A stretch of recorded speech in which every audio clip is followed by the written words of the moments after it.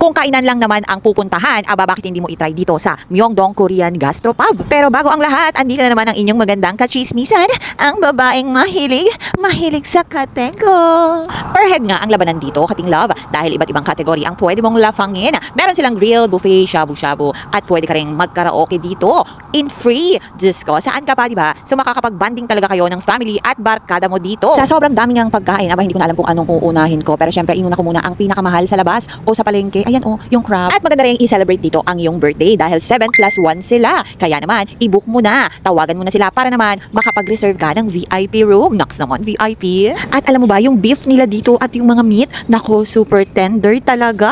At napansin ko din talaga na puro mga magbabarkada at family ang pumupunta dito dahil sulit na sulit naman talaga ang presyo nila. Open nga pala sila ng weekdays ng 5 PM hanggang 11 PM. At pag weekends naman, ang open nila ay mas maaga, 11 AM. Kaya kung interesado ka, nasa comment section lang ang link para naman matry mo rin kung gaano kasolid ang Myeongdong Korean Gastropub. At siya nga pala, kating love, bawal ang Sharon dito ha. Baka naman magdala ka ng plastic labo at ibalot mo. No leftover, kating love. Buti na lang talaga andito yung sugar daddy ko. Siya ang magbabayad kaya medyo malakas ang loob ko. Ang lakas mong makasosyal, wala ka naman palang anda, kating girl.